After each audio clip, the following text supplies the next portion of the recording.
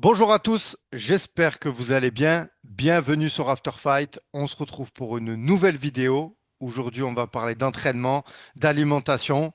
Et pour ça, j'ai fait appel à Julius. Julius, comment tu vas? Salut Kevin, eh ben écoute, moi ça va très très bien. Il ne peut pas en être autrement, j'ai envie de dire. J'ai pas passé toutes ces années à prendre soin de moi pour dire un jour non, ça va pas, tu vois.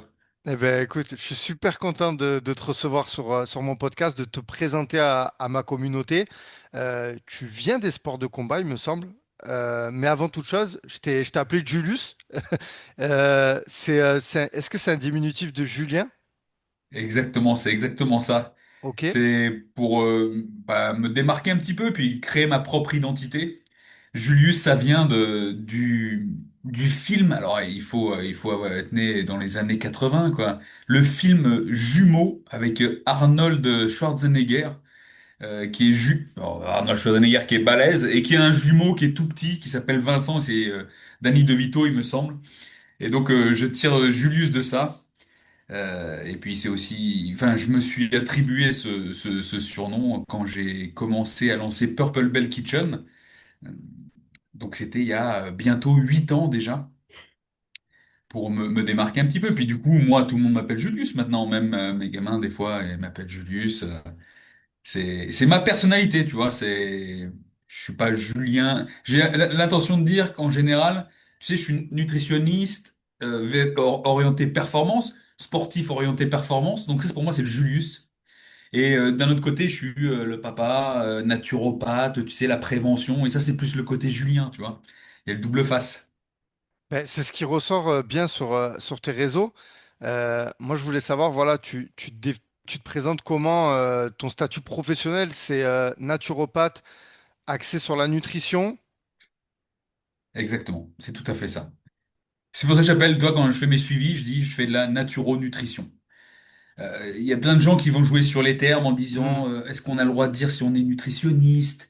T'as le droit de dire, tout le monde a le droit de dire nutritionniste. Par contre, tout le monde n'a pas le droit de dire diététicien. Pour être diététicien, on dit ah t'es un diète et tout. Il faut avoir le BTS diététique et nutrition. Tu vois? Nutritionniste, c'est toutes les personnes qui vont commencer à parler de tout ce qui est nutrition et alimentation. Tu vois? Et ça, légalement, tout le monde peut dire, OK, je suis nutritionniste. Moi, à la base, j'ai une formation, enfin, à la base, dans mon évolution de vie, je me suis formé pendant 2 ans à la naturopathie. Euh, c'est une méthode de prévention de santé, axée sur des choses très simples, hein, j'ai envie de dire que c'est du bon sens, hein, tu vois, c'est comment faire pour bien dormir, bien manger, bien digérer, bien s'hydrater, toutes les choses que je prends en compte quand j'accompagne les gens professionnellement.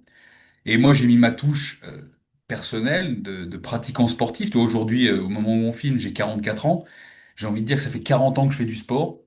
Et donc, ben, j'ai apporté ma touche de sportif, ma touche de personnel de comment j'ai fait évoluer mon alimentation, comment j'ai étudié l'alimentation et la nutrition, qui fait partie du cursus de naturopathe. Mais en plus, en tant que sportif, tu sais, tu as envie de prendre soin de toi, tu as envie de durer dans les sports que tu fais, tu as une vision de long terme quand tu es aussi père de famille. Dire, OK, qu'est-ce qui va se passer après mes 10 ans où je vais avoir mon prime en sport, tu vois? Donc ça aussi, c'est chose à prendre en compte. Et on se dit, qu'est-ce que je fais tous les jours qui a un impact sur mon corps? Je mange. Bien, alors quelle est la meilleure façon de manger? Qu'est-ce qui me convient le mieux? Et comment je peux agencer tout ça au fil de l'évolution de ma vie, puisque notre corps évolue, bien évidemment, et il fonctionne pas à 40 ans comme il fonctionnait à 20 ans. Et ça, il faut le prendre aussi en compte. Et c'est ce que je mets en place dans ce que je partage. Et bien sûr, quand j'accompagne les gens, je prends en compte un petit peu cette historique de vie, d'expérience personnelle et de rappeler aux gens que ben, même si on est jeune dans la tête, notre corps a un certain vécu.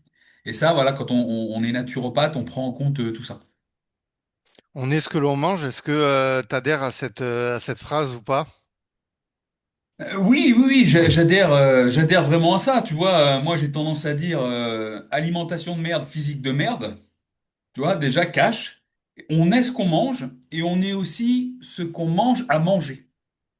C'est-à-dire que, tu vois, il faut comprendre ça. C'est, si tu manges un animal, tu vas te nourrir, bien sûr, enfin, je parle d'un animal, d'un steak, une escalope de poulet. Tu vas te nourrir, bien sûr, des protéines que compose. des macronutriments qui composent cette viande, par exemple. Donc, macronutriments, pour ceux qui ne savent pas, c'est protéines, glucides, lipides. Mais ça, c'est ce que tu manges. Mais qu'est-ce qui définit ce que tu manges? C'est ce que la bête elle-même a mangé. C'est ça, en fait, l'histoire de la qualité. Si la bête a mangé des produits chimiques, du fourrage aspergé de pesticides, nourri aux antibiotiques, dis-toi bien que nos cellules se régénèrent de ce que l'on mange. Donc la bête, c'est pareil. Donc tu vas ingérer ça. Et c'est de ça que tu te nourris. C'est pour ça qu'il faut prendre conscience aussi des modes d'élevage, des modes de culture. Il faut s'y intéresser. Pour pas qu'un jour on dise, bah tiens, t'es malade, t'as une pathologie qui arrive, et tu dis, ah ben je savais pas, quoi. Je savais pas. Oui, souvent les gens, on occulte, on met les œillères et on fait confiance au système agroalimentaire, tu vois, Ouais, les tout gens à fait. qui te servent à manger. Tu fais confiance, tu vas au supermarché, tu te dis, bah c'est bon, c'est une escalope de poulet, c'est sain, on a tendance à dire. Oui, mais ça dépend encore comment a été élevé ton poulet. Tu vois, ça dépend comment il a été nourri, ça dépend comment il a été abattu.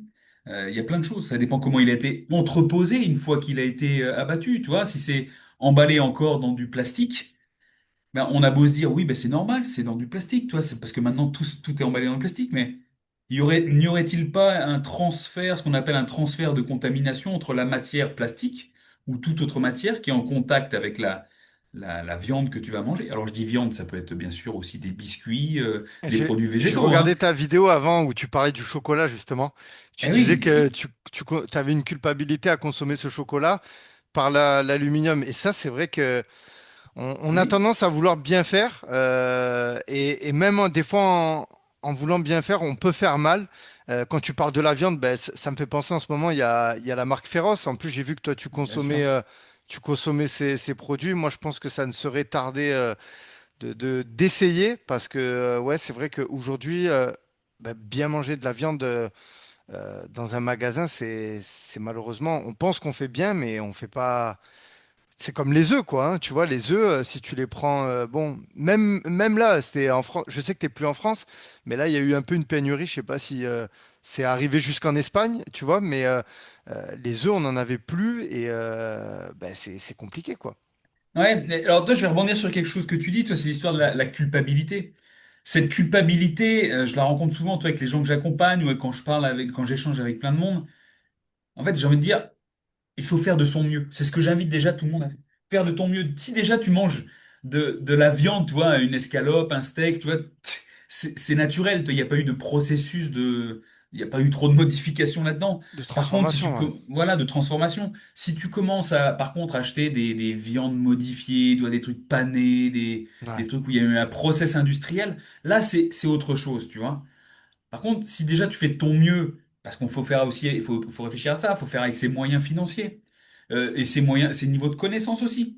Donc si tu fais au mieux, déjà tu achètes des escalopes, tu achètes des œufs, tu te dis ok, c'est naturel, c'est ce que je préconise d'un point de vue alimentation, s'alimenter de choses déjà proches de leur élément naturel, eh bien déjà tu fais bien. Ensuite, c'est quand tu commences à avoir cet éveil, cette prise de conscience que ah ouais, je fais bien mais c'est pas optimal. Tu vois, c'est pas je fais mal, tu vois, parce que sinon on se culpabilise tout le temps et Tout il à y a fait. rien qui est parfait sur cette planète. Donc déjà, c'est faire de son mieux et se dire, prendre conscience, toi, c'est faire un petit peu prendre ses propres responsabilités en tant qu'adulte pour pas être mis face à un mur un jour et dire, ah bon, bah, je savais pas.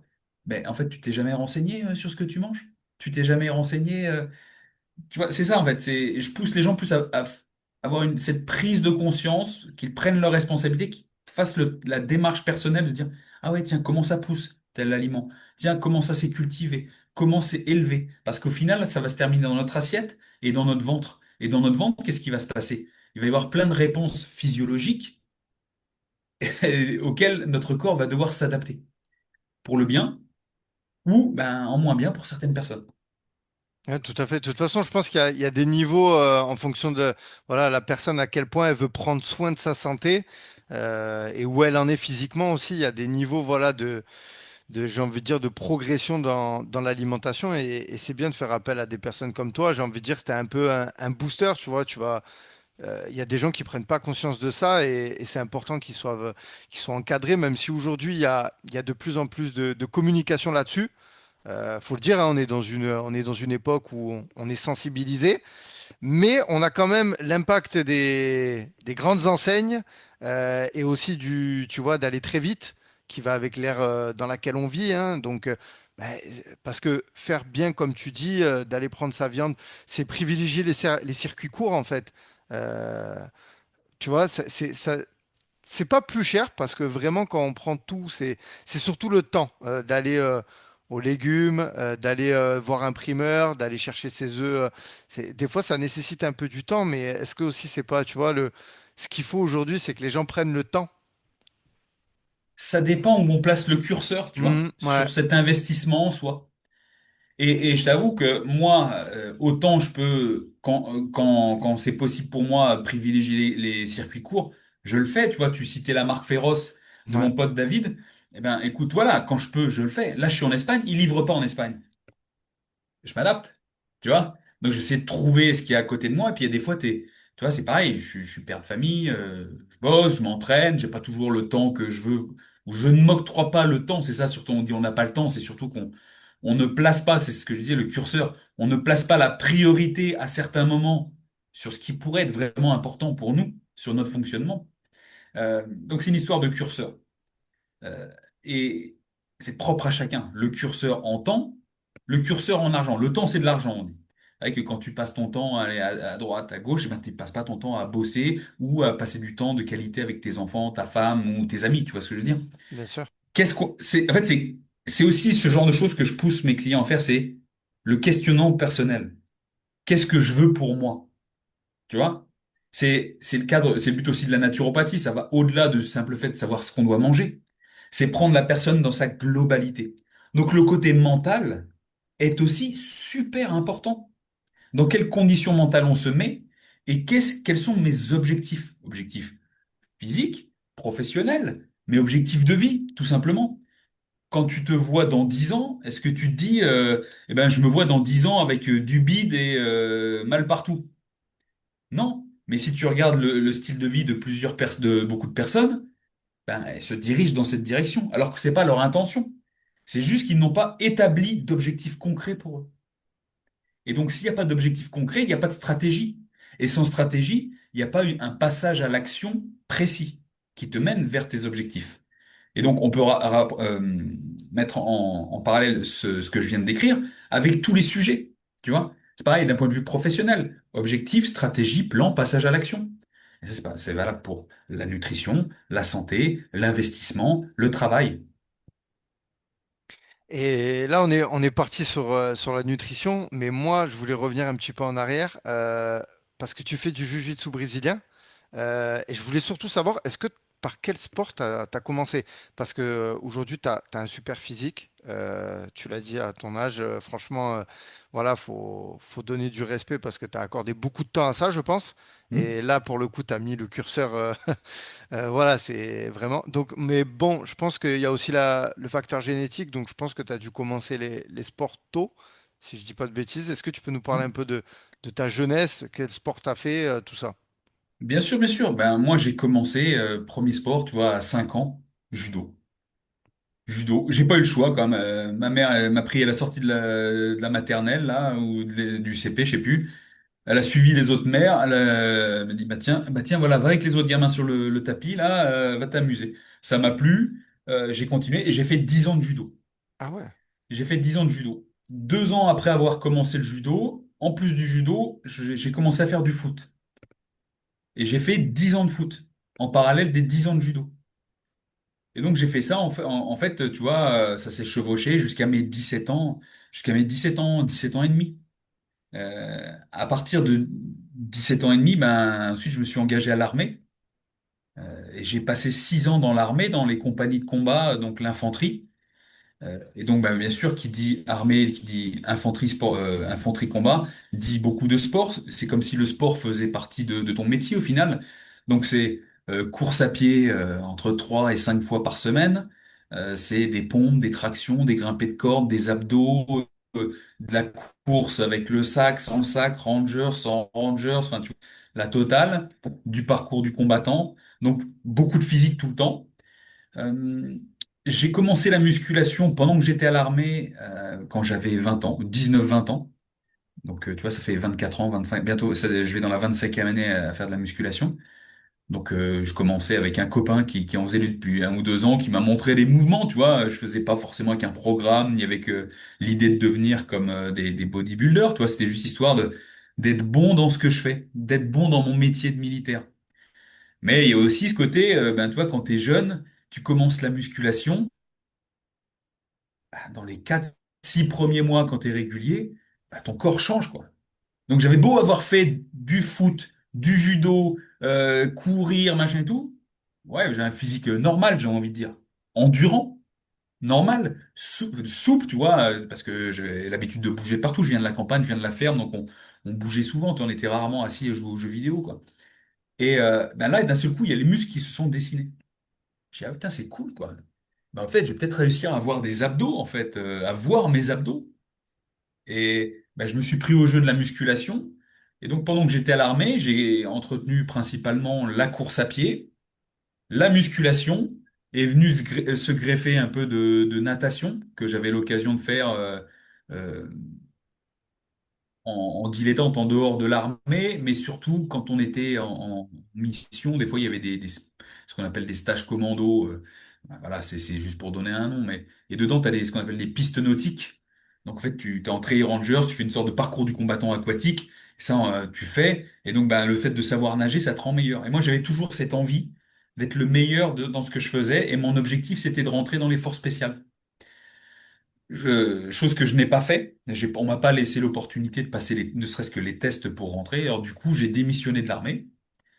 Et ben, vu que j'avais un bon physique, que j'avais des bonnes performances dans mon métier, eh bien, en 15 jours après avoir démissionné, j'ai intégré le service de sécurité des Nations Unies à Genève. Donc j'ai commencé comme agent de sécurité et puis j'ai grimpé un peu les échelons en passant des tests, des formations et autres et je suis monté jusqu'à l'équipe de protection rapprochée des Nations Unies. Euh, donc là, le sport, c'est vraiment du que je faisais à ce moment-là, c'était vraiment du travail individuel. Ça, c'était pas au travail. Au travail, la seule chose qu'on pouvait faire liée à notre métier, c'était l'utilisation des armes. D'accord? Après, tout ce qui était musculation, course à pied, je faisais en dehors. J'ai commencé à faire ce qu'on appelle ben, du self-défense. Tu vois, un truc plus spécifique. Donc là, je devais avoir ouais, 25 ans, 26 ans. Et puis voilà, beaucoup de self-défense.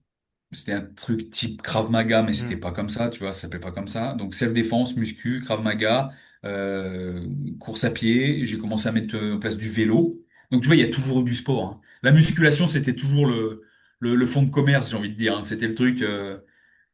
6 ou 7 jours sur 7, il y avait de la muscu, que ce soit en salle, que ce soit au poids de corps dehors, toi, calisthénie, les kettlebells, enfin, toi, tu fais un peu tout. Le but, c'est de dire, OK, je maintiens mon physique parce que mon physique évolue et j'aime le côté visuel.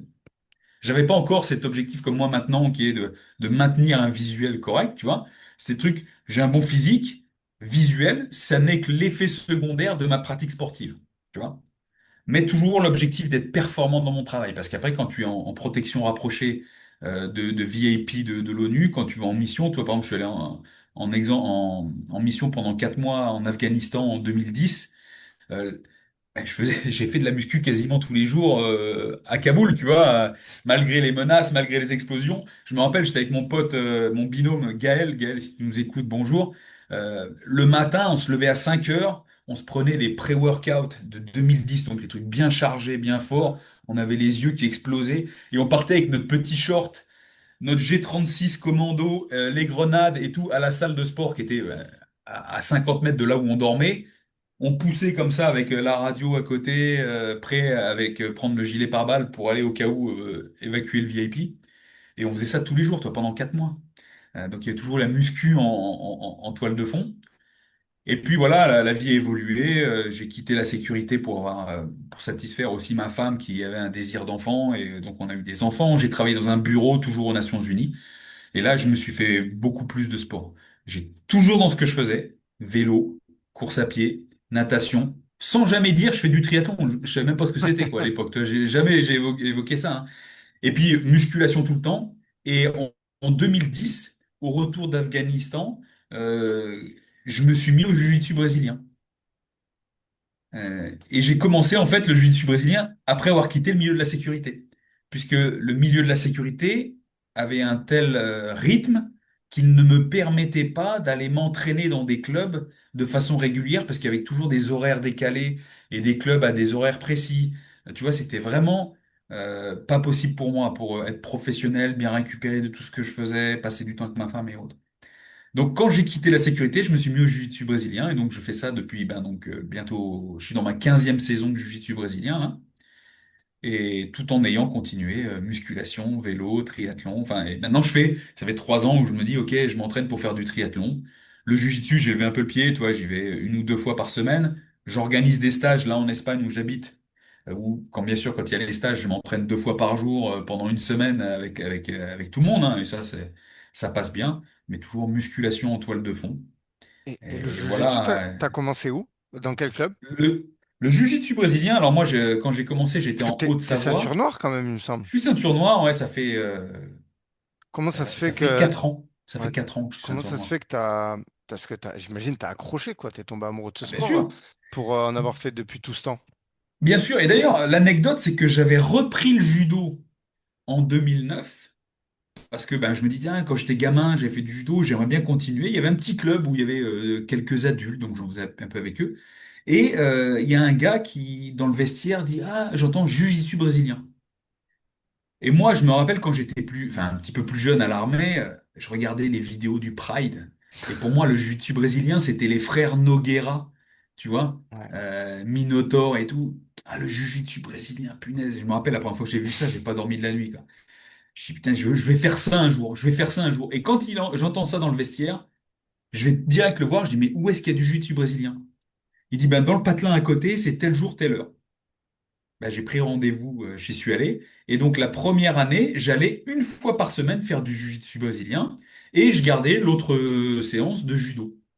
On parle de tout le reste que je faisais, hein. Donc, ça fait des heures pas possibles d'entraînement. Et puis, au bout d'un an, ben, j'ai arrêté le judo et je suis allé pleinement au jiu-jitsu brésilien, quoi. Et où je me suis senti comme un poisson dans l'eau, parce que j'avais déjà une condition physique au-dessus de la moyenne, tu vois, d'un point de vue endurance, d'un point de vue force, d'un point de vue physique. J'avais déjà des bonnes bases de judo, euh, ça, plus tous les trucs qu'on faisait en self-défense, qui n'étaient pas non plus des trucs, tu vois, c'était pas du kung-fu, quoi, tu vois. C'était des trucs concrets qu'on faisait. Et donc, en fait, je me suis senti comme un poisson dans l'eau et avec des aptitudes un peu supérieures aux autres. Donc, toi, c'est toujours bien quand tu commences quelque chose que ça te donne confiance, le fait de réussir, d'apprendre, et puis c'est un sport quand même cérébral, où tu as besoin, toi, d'emmagasiner les techniques, savoir les restituer, avoir une bonne coordination. Donc ça aussi, c'est très important, on n'en parle pas assez de ça.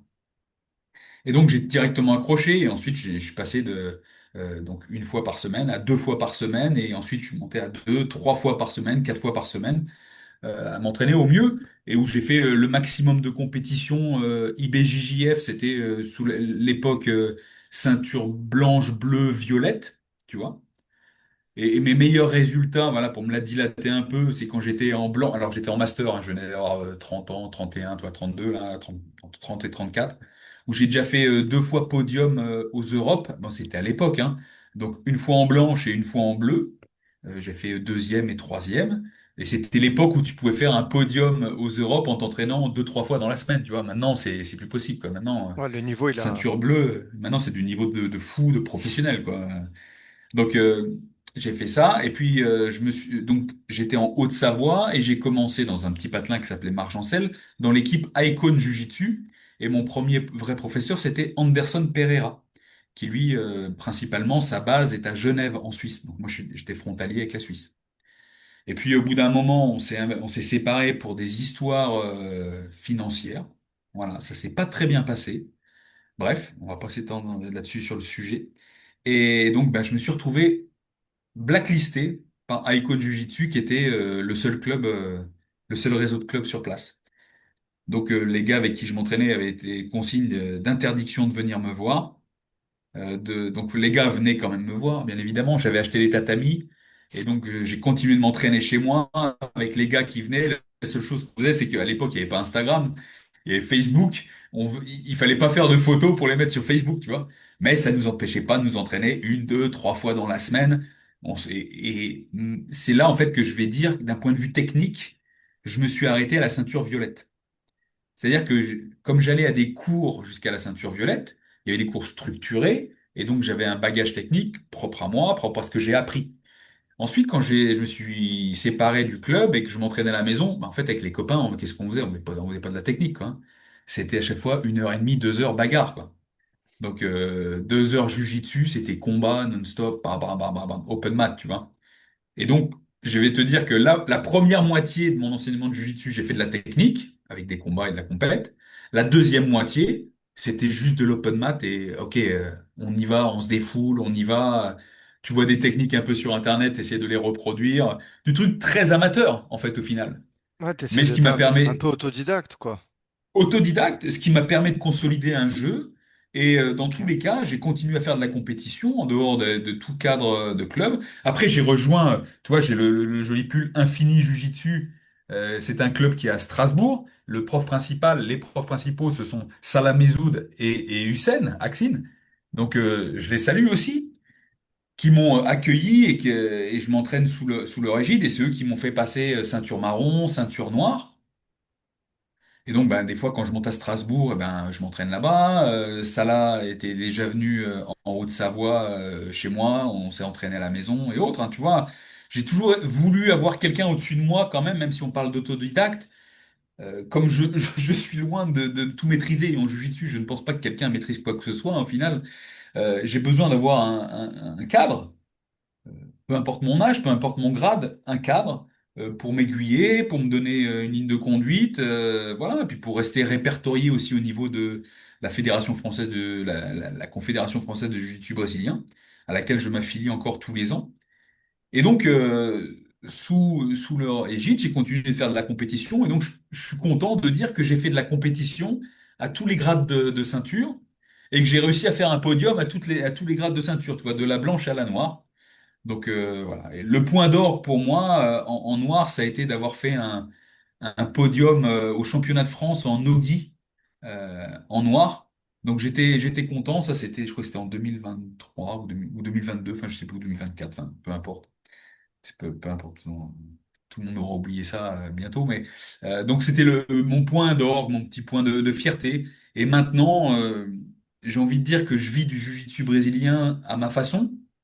C'est-à-dire que j'accompagne, et au fil des 10 dernières années, c'est ce que j'ai fait, c'est j'ai accompagné beaucoup de jiu-jiteros, donc des pratiquants de jiu-jitsu brésiliens, hommes, femmes, de tout niveau, tu vois, au niveau amateur, sans compétition, jusqu'à des figures françaises relativement connues, et voilà. Et puis en même temps, je me suis diversifié en accompagnant certains combattants en Muay Thai, kickboxing, MMA, par exemple. Ouais.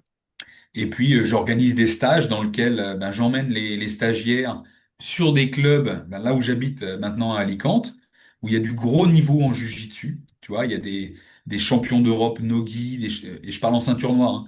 Hmm. Champions d'Europe Nogi, champions d'Europe Gi, participants, enfin, des gens qui montent sur les podiums aux mondiaux, AJP, IBJJF et autres. Donc, gros niveau, belle pédagogie, et en même temps, pendant ces stages, ben, je mets en place ma spécialité, je fais à manger aux gens. Je fais à manger aux gens, tu vois, selon mes principes. Et en même temps, je donne des cours. Je donne des cours, je leur donne des bases de naturonutrition, ma façon de voir les choses. Et là où je suis très content, c'est que les stagiaires, ben, on garde toujours le contact. Tu vois, il y a un lien qui se crée, parce que je fais des stages en petit comité. Euh, et donc, ben, les gars, on garde le contact. Ils me disent, putain, j'ai mis ça en place. C'est vrai qu'on se sent mieux, ça marche. Il y a des gens pendant le stage, ils disent, putain, mais le simple fait de manger bien pendant 3 jours, il dit, j'ai l'impression d'être devenu champion du monde sur le tatami. Parce que ça a un impact sur ta digestion, donc sur ta production d'énergie, donc sur comment tu te sens, comment tu récupères, comment tu dors. Voilà. Et puis, je me suis associé avec Paul de Méditation. Je sais pas si tu connais, Ouais, préparateur mental. j'ai écouté le podcast dans la semaine là, qui est génial, hein, que je recommande à tous les gens d'aller écouter. Vraiment, c'était un super podcast que vous avez fait ensemble. Eh ben merci. Et donc, je me suis associé avec Paul pour Hmm. organiser aussi des stages qui font à la fois jiu-jitsu brésilien, préparation mentale pour la pratique, Ah, mais aussi la c'est visée complémentaire, ouais. compétition. C'est Ah oui, oui. Et puis la nutrition, que les gens arrivent à partir de ce stage avec des clés d'autonomie. Mhm. Tu vois, c'est ça que j'aime. Quand je travaille avec les gens, c'est pas juste qu'ils m'écoutent, qu'ils suivent le plan. Mon but, c'est qu'ils comprennent. C'est rendre les gens autonomes. C'est le but de la naturopathie à la base. C'est pas d'avoir quelqu'un, suivre quelqu'un toute sa vie. Ça, c'est un échec pour un praticien naturopathe, tu vois. La vraie réussite pour moi, c'est quand tu transmets des clés, tu sais que la personne, elle a compris, elle a plus besoin de toi. Si elle a besoin de toi, c'est juste pour, tu vois, refaire des mises à jour, mais elle a compris le principe. Elle sait ce qu'il faut faire. Elle sait revenir à la base. Ah, ça va plus. Ah, oui, mais c'est normal, j'applique plus la base. Voilà. Et Parce donc que toi, voilà la mon nutrition, évolution. la nutrition, tu t'es passionné par rapport à ta pratique du jiu-jitsu brésilien parce qu'étant donné qu'il y a des pertes de poids, tout ça, c'est des pesées ou J'ai comment c'est venu? commencé à Ouais. m'intéresser à la nutrition, surtout par rapport à la musculation, la course à pied et ce que j'ai fait avant le jiu-jitsu brésilien. J'ai commencé vraiment à m'impliquer là-dessus, puisque j'ai vu que en changeant certaines façons de m'alimenter, il y avait un impact déjà sur comment je me sentais au quotidien, un impact sur ma digestion, un impact sur ma performance et un impact sur mon visuel physique, sur à quoi je ressemblais, quoi. Tu vois? Et après, quand j'ai commencé le jiu-jitsu brésilien, eh ben, j'ai fait face à cette histoire de, ben, il faut être au poids. Faut être au poids. Alors, chose que moi, ça m'a rappelé des souvenirs quand j'étais gamin, parce que toi, il y a des gamins, même maintenant, tu es obligé d'être au poids pour faire des compètes de Ouais. judo. Donc, je devais être au poids. Et je me suis dit, ah ouais, tiens, il y a cette problématique. Donc, je me suis renseigné sur les catégories de poids, j'ai fait des compètes, j'ai fait des tests sur moi en plus. Et donc, j'ai fait mon système autodidacte, hein, tu vois aussi, mon système. Ok.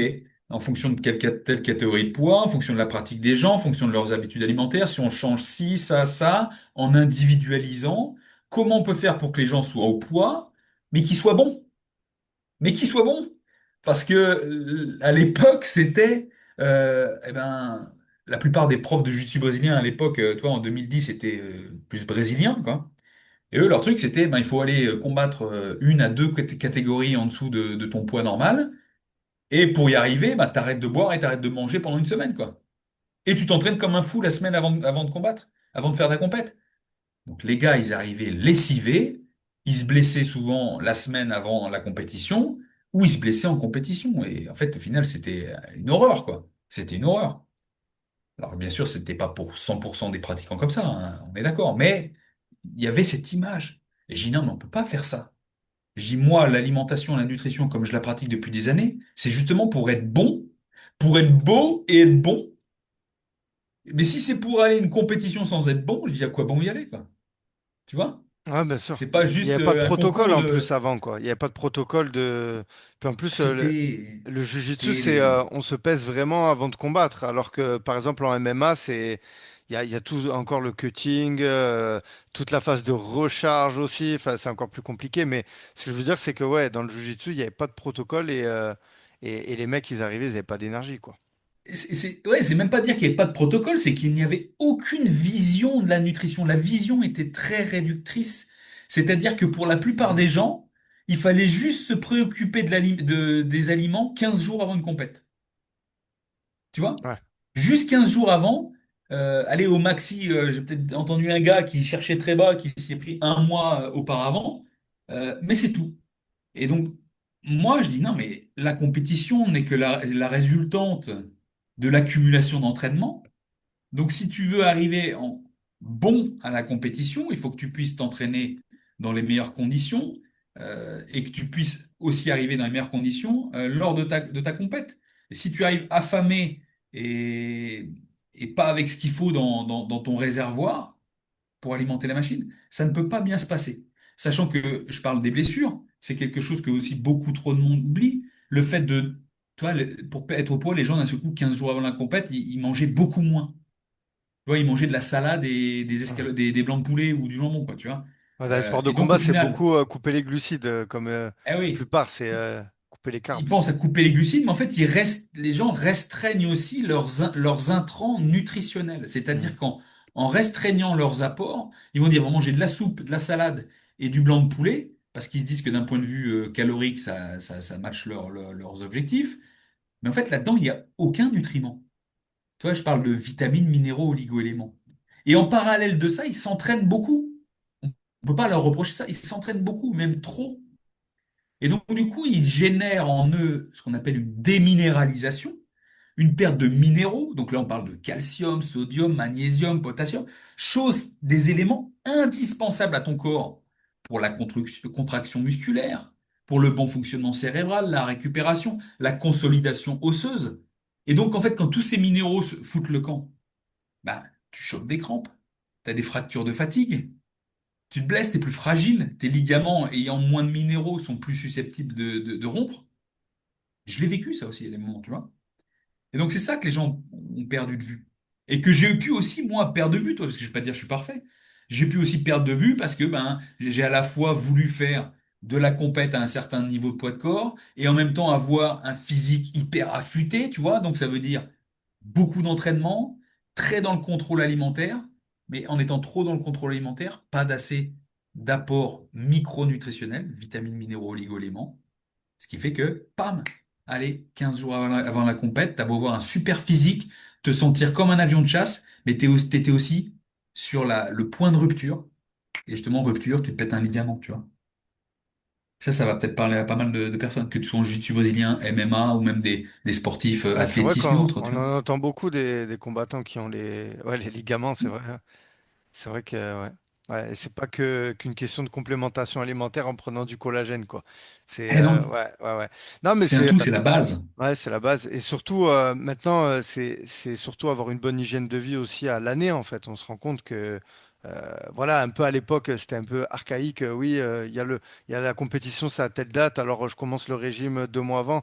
Mais non, et c'est pour ça que c'est bien aussi que ça évolue, les sports de combat, j'englobe tout, mais en fait, il faut que tu sois prêt déjà à l'année parce qu'il y a des opportunités pour pouvoir perdre le poids, sauter sur ce qu'on appelle les short notice, hein, comme ça vient des États-Unis, tu vois, mais ça se professionnalise. Il y a aussi des gens comme toi, des nutritionnistes aussi, mais il y en a encore trop peu, hein. On voit que il y a pas, tu vois, si aujourd'hui je me mets à la place d'un combattant qui veut être encadré dans sa nutrition, euh, il y a pas trop de personnes encore, mais c'est en train d'évoluer. C'est en train d'évoluer quand même, hein.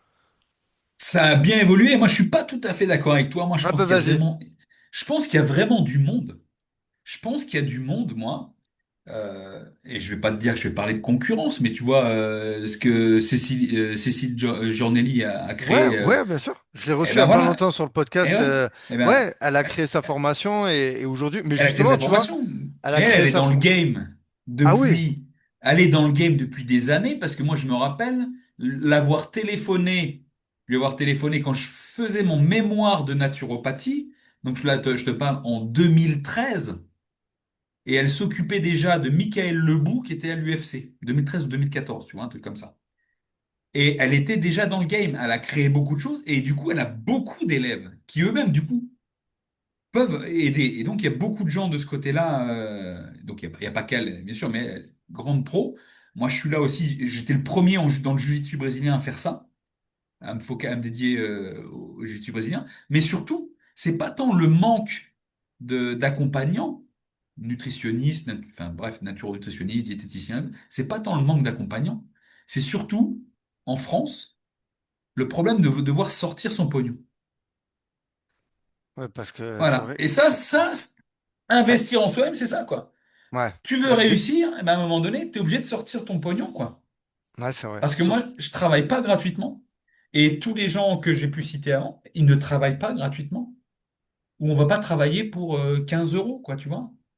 Ou juste pour une publication Facebook que personne va regarder. Ouais, c'est vrai que déjà, ça a mis un temps, les préparateurs physiques, avant qu'ils puissent commencer à être rémunérés. Et maintenant, mais on commence à voir hein, que, ça y est, les nutritionnistes, diététiciens, eux aussi font partie du staff. Surtout que déjà, c'est vrai que c'est dur pour les athlètes, parce que bah, faut dire aussi, ils gagnent pas énormément, mais bon, pour pouvoir aller chercher ces victoires et prétendre à gagner, aller dans des organisations plus importantes et gagner plus d'argent, ben, faut investir sur soi-même, hein, ça va de soi. C'est ça, exactement. Toi, tu penses quoi un petit peu de justement de la perte de poids dans les sports de combat? Je t'ai envoyé une petite vidéo récemment, un athlète à l'UFC. il s'est écroulé. C'est dramatique de voir ça, surtout à l'UFC. Enfin, peu importe dans quelle organisation, mais ce que je veux dire, c'est que l'UFC, c'est le Graal, c'est là où ben, il y a des nutritionnistes, il y a l'athlète, normalement, quand il arrive à l'UFC, il est au top, encadré au top, il y a pas ces problèmes-là. Déjà, est-ce que tu avais vu passer la vidéo et qu'est-ce que tu en as pensé? Je serais vraiment curieux de savoir. Oui, ben, je l'ai vu un petit peu comme toutes les personnes qui s'intéressent au MMA et au monde du MMA et des sports de combat. Moi, ce que j'en ai pensé sur le coup, c'est le pauvre, quoi. C'est le pauvre, parce que il a fait ça. Qu'est-ce qui s'est mal passé? On peut que faire des supputations, tu vois. Est-ce que c'est de sa faute parce qu'il s'y est pris trop tard? Est-ce que c'est des recommandations qu'il a suivies qui n'étaient pas adaptées? Est-ce que l'équipe encadrante n'a pas su lever certains points de sécurité? Parce que là, je parle avant toute chose, quand on va chercher ces niveaux de perte de conscience, ça veut dire qu'en amont, il y a eu une déshydratation trop importante, tu vois, trop importante ou sur une durée trop prolongée. On est d'accord, toi, quand on fait faire des cuttings en MMA, donc j'accompagnais déjà certaines personnes pour en faire. Ce qu'on veut, c'est, oui, à un moment donné, on est obligé de faire, en fonction des personnes, une déshydratation, mais il faut qu'elle soit faite de manière ponctuelle. Tu vois, on arrive à un moment de déshydratation qui correspond au moment où tu te pèses et dès que tu t'es pesé, tu te réhydrates, tu vois. Parce que la déshydratation prolongée va affecter, on pense en premier lieu la performance, mais bien avant ça, ça va affecter ton état de santé, tes cellules et ton cerveau. Le cerveau, quoi. Et si le gars a déconnecté en descendant de la balance et qu'il est tombé, tu vois, c'est que à un moment donné, le cerveau ne pouvait plus donner d'ordre au corps, tu vois, il n'y a plus l'information qui passait. C'est surtout ça. Euh, donc, ce que j'en pense, tu vois, c'est facile de parler à distance, tu vois, on n'a pas toutes les circonstances et après se dire, il faut rester humble, est-ce qu'on aurait fait mieux? Mais il faut toujours garder en tête qu'on soit à la fois l'accompagnant à la perte de poids ou le pratiquant qui veut être au poids, il faut se mettre, je pense, des barrières de sécurité, des limites à ne pas franchir. Tu vois, dire, OK, si j'atteins tel seuil, il faut pas que j'aille plus loin parce que je peux mettre ma santé, ma vie en jeu. On sait tous, hein, il y a des gens qui sont déjà morts pendant des cuttings comme ça. Trop important. Donc, je pense qu'avant toute chose, c'est comme tout. Il faut préserver la santé des athlètes et les athlètes doivent y penser. Nous, dans la naturopathie et même dans la médecine, c'est comme ça. L'adage, c'est tout d'abord ne pas nuire. Ne pas nuire.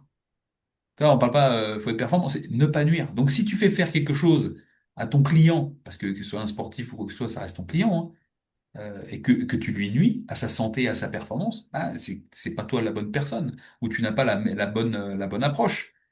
Il faut aussi se remettre en question. Trop souvent, les gens, parce que une méthode a fonctionné avec tel athlète, on applique la même méthode à l'autre athlète. Seulement, non. Moi, je travaille en individualisation et je pense que tout bon professionnel travaille en individualisation. Il peut y avoir une méthode, une méthodologie de fond, mais tous les paramètres ne sont pas les mêmes pour toutes les personnes. Tu vois. Donc bon, voilà. Ce que j'en pense, c'est que au final, c'est peser la veille. Ben, on va te dire oui, c'est bien parce que comme ça, tu as le temps de te recharger. Mais au final, est-ce que c'est utile? Parce que en définissant une pesée la veille, tu vas initier une croyance que oui, ah bah tiens, je peux atteindre le poids parce que j'aurai le temps de récupérer.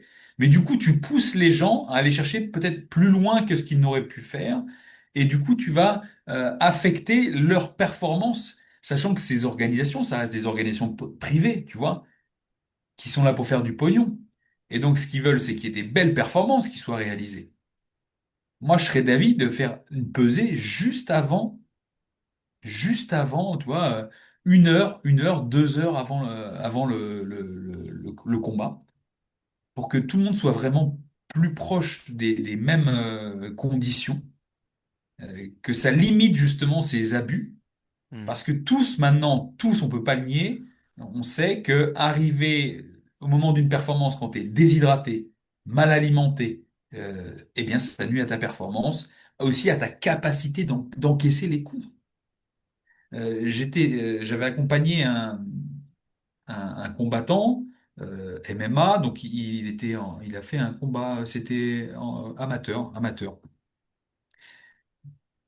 Bref, il m'a sollicité pendant 3 mois pour être au poids, et bien évidemment, à chaque fois qu'on faisait les débriefings, il ne suivait pas ce que je lui ai recommandé. Pour perdre, tu sais, on perd le poids en amont. On perd le poids, on va chercher à perdre du poids gras, de la graisse, et dans les derniers jours, si besoin, on va perdre de l'eau. Tu vois, parce que c'est pas dans les 5 derniers jours que tu vas perdre du gras, hein. Donc, on perd du gras en amont. Seulement, si tu suis pas la stratégie en amont, bah, tu vas être obligé de perdre un maximum de flotte à la fin, ce qui est qui n'est pas propice à ta performance, ni à ta récupération, ni même à ton confort de vie, hein, sur ces jours-là. Et donc, ce qui se passe, c'est que lui, il voulait, en 3 mois, perdre 12 kilos. Moi, de mon point de vue professionnel, voyant le physique de la personne, je dis, t'es déjà pas très gras, tu vois. 12 kilos, tu vas chercher une catégorie qui est loin, je te le dis. Tu vois, je dis, et ça pourrait remettre en cause la sécurité. Moi, j'ai parlé de ça, toi, en premier lieu. Les gens me payent. Ils me payent pour arriver à un point. Mais moi, en commençant, je suis honnête. Je dis, OK, on peut le faire, mais pas forcément dans les meilleures conditions. Et à un moment donné, tu seras obligé de faire des choses que moi-même, je te déconseillerais de faire en temps normal. Tu vois? Ça, je pense que c'est déjà le point. Si déjà vous nous écoutez, le professionnel avec lequel vous travaillez vous dit ça, je pense qu'il faudrait déjà réfléchir au choix de la catégorie de poids. Enfin bref, surtout quand on est en amateur. Surtout quand on est un amateur. Quand tu es en professionnel, il y a des intérêts financiers, tu vois, c'est un autre niveau. Mais en amateur, je pense il faut prendre un peu de recul et se dire, OK, je suis pas non plus payé pour ça. Enfin, ma vie Ouais, dépend bien pas que sûr. de ça. Bref, mais après, je peux comprendre le niveau d'engagement, hein. Je comprends totalement l'implication pleine dans un sport. Bref, et cette personne-là, eh ben, au final, sur les 12 kilos qu'il voulait perdre, on aurait dû en perdre 9, tu vois, et perdre 3 à la fin au niveau de la déshydratation. Sur les 9 qu'il perd, il en perd que 2. Donc du coup, tu vois la quantité de poids qui reste à perdre la dernière semaine. Il reste 10 kilos à perdre. En 5 jours, on perd 10 kilos. Que de la flotte. Que de la flotte. On est encore dans le sauna. Alors, j'étais pas sur place, mais j'ai le visio, les échanges, machin. euh, 30 minutes avant de partir à la pesée. Et moi-même, j'ai dit, à un moment donné, j'ai dit, arrête. J'ai dit, arrête. Bref, on prend certaines mesures, ça passe. Tu vois, on était quand même encore dans les cadres de sécurité. Mais moi, bref, il va la peser, il fait le poids. Il s'est vu dans la glace. Après, dans le débriefing, il m'a dit, plus jamais je redescends à ce poids. Il dit, je ressemblais à un raisin sec. Il dit, j'ai pas envie de dire, je fais du sport, où c'est quand même le sport, ça incarne la santé, la vigueur et autres, de ressembler à un raisin sec C'est tout avec des l'inverse là. cernes Ah, comme c'est ça, tout tu vois? l'inverse là. C'est tout l'inverse. Ouais. Et donc, il fait la pesée, il valide. Le lendemain, il fait le combat. Il gagne, tu vois? Il En gagne, parce plus. qu'il, voilà, il gagne. Et ça, on pourra en parler après, mais il gagne. Mais que dans le débriefing, il me dit, j'ai mis des coups en temps normal. Le gars qui prend ça, il tombe. Tu vois? Ou il trébuche. Il dit Le là, même c'est comme impact. si je tapais, vous savez, ça. Il dit, et des fois, j'ai pris des coups. Il dit, en temps normal, je les aurais pas sentis. Il dit, et là, ça m'a séché. Donc, tu vois, il y a ça aussi qui est à prendre en compte. La déshydratation, la perte de poids trop rapide, trop soudaine, va impacter ton organisme, ta physiologie. Je parlais du cerveau. Tu vois, il y a le liquide céphalo-rachidien qui va aussi protéger le cerveau dans la boîte crânienne. Quand tu déshydrates tout ton corps, quoi. C'est pas juste Oui, la oui. peau au niveau des abdos, hein, c'est tout ton corps. Donc, le volume de liquide céphalo-rachidien aussi diminue. Ah, il est Donc, moins quand tu irrigué, prends ouais. une patate, ton cerveau, on dit ça touche les bords, mais c'est parce qu'il y a moins de protection aussi de la part de ce liquide céphalorachidien, tu vois? Ah, Et tout à ça, fait. on ne prend pas en compte. Et des fois, tu vois, on parlait de l'UFC, ben on se dit, putain, mais d'habitude, qu'est-ce qu'il a eu, ce Ouais. combattant-là? D'habitude, un coup comme ça tombe pas. Ouais, mais comment s'est passé son cutting avant? Comment il a déshydraté et comment il a réhydraté? Et même si tu cherches à réhydrater, parce que le combattant, moi, que j'ai accompagné, que j'ai mentionné précédemment, Quand on a perdu 12 kilos, on a repris 12 kilos en 24 heures. On a repris 12 kilos en 24 heures. Oui, oui, parce que c'est faisable, Ouais, ouais. naturellement. Tu vois? Mais est-ce que c'est bon pour la santé? Et est-ce que ça lui a permis, en reprenant le même poids et les mêmes niveaux d'hydratation, de bien se sentir après? Non, non. Tu Non, vois? puis en plus, moi, il y a quelque chose que je dis toujours, c'est on n'a pas encore le recul là-dessus, tu vois. Parce que dans 15, 20 ans, tu vois, je parle surtout des athlètes qui auront fait ça à de nombreuses reprises pour leur carrière. Quels impacts ça va avoir sur leur santé à long terme? Tu vois, aujourd'hui, on n'en parle pas trop, ça. Moi, voilà, quand j'ai échangé avec des personnes qui s'occupent de la perte de poids, je pense à Cécile, je pense aussi à Vincent qui sont venus sur le podcast et j'en ai parlé avec eux de ça, tu vois. Et bon, forcément, c'est leur métier. Ils ont, enfin, même toi, tu vois, je t'en parle, mais c'est vrai qu'on n'a pas encore le recul là-dessus, tu vois. Alors, il y en a certains, je pense, qui vont bien s'en sortir et je leur souhaite, mais je pense que le choix le plus judicieux, c'est comme je le cite souvent, mais c'est Nassourdine Imavov, tu vois, qui est le numéro un de la catégorie des 84. C'est un combattant qui cut pas beaucoup. Et, et tu vois, alors après, je dis pas, hein, à un moment, il y avait cette mouvance de oh, les combattants Khabib, hyper 20 kilos, Polo Costa, tu vois, c'était un peu, et ça va aujourd'hui, grâce à justement des personnes comme toi, même voilà, j'ai Vincent Dutilly, Cécile, tout ça, des personnes qui encadrent, justement, comme tu l'as dit en amont, c'est peut-être pas ta catégorie parce que les mecs, peut-être ils pensent que en pesant dans la vie de tous les jours 90 kilos, tu vas combattre à 70, quoi. Tu vois, et c'est pas santé, comme tu l'as dit, et ça va à l'inverse du sport, quoi. Ça va faire du sport. Dans toutes les personnes que tu cites, je tiens aussi à citer quelqu'un, moi, Vas-y. c'est Big Jam, qui s'occupe de Ah ouais, Fares ah, Ziam, tu ça me vois, fait entre plaisir. autres. Je dois le recevoir sur le podcast depuis un moment. Eh ben, écoute, Faresiam, ouais. moi, Homme de l'ombre, euh, Sami Yaya, Yanis voilà, Gemouri. voilà. Ouais, Big Jam que je suis souvent en échange ouais, des fois, toi, ponctuellement sur les réseaux. J'apprécie vraiment son travail aussi. Il a aussi une vision, même brute, ouais, mais il y a toujours ce côté respect de la performance, respect de la santé, tu vois. Et c'est ça, en fait, qu'on doit garder en trame de fond en tant qu'accompagnant, mais aussi, quand tu es sportif, tu dois dire, OK, ouais, il faut que je garde ça pour moi parce que ma vie, on peut dire, je vais tout miser ma vie sur un combat, mais si ça marche, ce combat, ça va t'ouvrir d'autres choses derrière. Donc, il faut que tu penses cette longévité. Et ta question de savoir, on ne sait pas sur le long terme ce qui va se passer, moi, j'ai envie de dire, pour le très haut niveau qui fait, aller 4 combats dans l'année maximum, tu vois, toi, je crois que Benoît Saint-Denis, c'est 4 combats là qu'il fait, par exemple. ouais. Je pense que, voilà, en fonction des niveaux de cutting, 4 fois par an, ça passe. Par contre, là où ça passe pas, où ça passe moins, c'est au niveau en dessous, au niveau amateur ou dans les petites organisations. Pourquoi? Parce que ben on veut accumuler des combats pour avoir l'expérience, pour se montrer, pour choper des sponsors, en faire son métier, quoi. Et donc du coup, ben là, il y a une plus grande répétition de cutting, de perte de poids, d'impact. C'est là que se fait, c'est sur ce genre de personnes qui auront jamais réussi à percer Hmm. et en vivre, et qui vont devoir faire 4, 5, 6, 7, 8 cuttings dans l'année, dans des petites organisations qui se mettent mal, tu vois. Parce qu'après, ça engendre des déséquilibres, forcément. Des déséquilibres, bien sûr, ponctuels, le moment où ça arrive, mais après, tu vas détraquer aussi ton système hormonal, tu vois. Les hormones thyroïdiennes, ta production de testostérone, d'hormones de croissance. Tu vas avoir des troubles du comportement alimentaire, des troubles du sommeil. Et ça, après, tu le traînes toute ta vie. Tu le traînes toute ta vie. Ouais. Et t'as accompagné Claire Lopez? Il me semble, peut-être il y en a d'autres des combattants de MMA avec qui tu as travaillé que je sais pas, mais en tout cas, je Ben, savais que tu avais dernièrement, Claire Lopez. ouais, Ouais. Claire Lopez, je l'ai accompagnée, Ça elle fait un m'a moment que vous contacté, travaillez ensemble. ouais, ouais, quand elle avait été sollicitée pour combattre sur un Bellator en Italie. Oui, il y a C'était longtemps. Ouais, juste avant ça. le Covid Hmm. ou voilà. Donc là, et là dernièrement, j'avais accompagné Alice Michalkiewicz, mais son combat était annulé juste au moment de la pesée parce que Qui l'autre ça? Excuse-moi, qui? Je connais Alice pas. Michalkiewicz qui s'entraîne avec Jackie Ruidave Je à connais pas. Menton.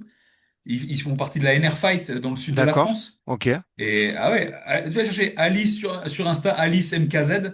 Euh, très très très bien, moi j'aime beaucoup, par exemple. Mais donc Claire Lopez, oui, depuis qu'elle avait été sollicitée au Bellator, et je l'accompagne encore actuellement. D'ailleurs, je lui ai envoyé un petit message ce matin pour savoir quand est-ce qu'on se refaisait un point. Tu vois, donc ça fait plaisir. Et je veux te dire, j'ai même eu l'impression, Jiu-Jitsu et MMA inclus, que j'ai accompagné plus de femmes que d'hommes, tu vois. Ouais, ben, on va pas rentrer dans les détails, mais ça doit être compliqué aussi les femmes parce que tu parlais justement du système hormonal, tout ça. Alors peut-être que, je sais pas, hein, j'émets des suppositions, mais peut-être que les femmes sont euh, sur la nourriture, sur l'hygiène de vie, peut-être plus pointilleuses que les hommes, tu vois, elles font peut-être moins d'écart, mais Ça concernant la part, dépend. ouais, ça dépend, ouais, Ça dépend vraiment de qui, toi. C'est pour ça que je dis, ouais, on travaille toujours en individualisation, ok. ça dépend. Mais quant au sujet des hormones, du système hormonal, eh bien, c'est simple. Quand tu traites avec une catégorie de population, il faut étudier Hmm. la physiologie. Tu vois, on revient à, ben, il faut se former, il faut investir en soi, ben, se payer des formations, lire des bouquins, faire des tests.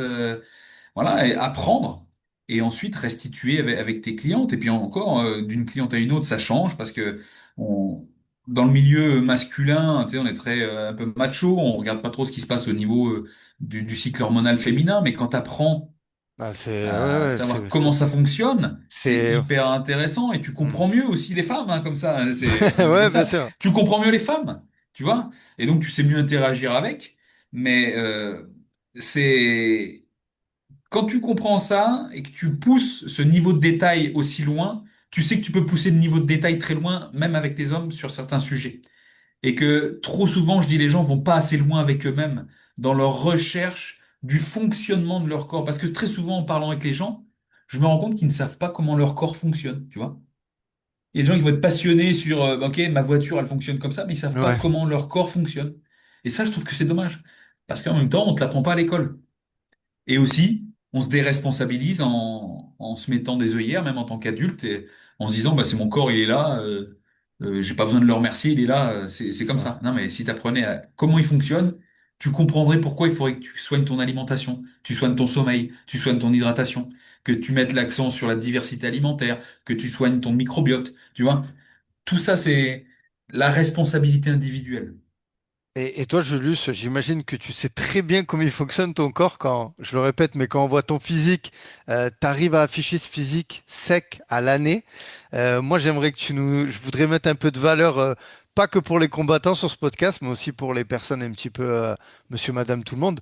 Ça serait quoi tes conseils, pour avoir une bonne hygiène de vie à l'année?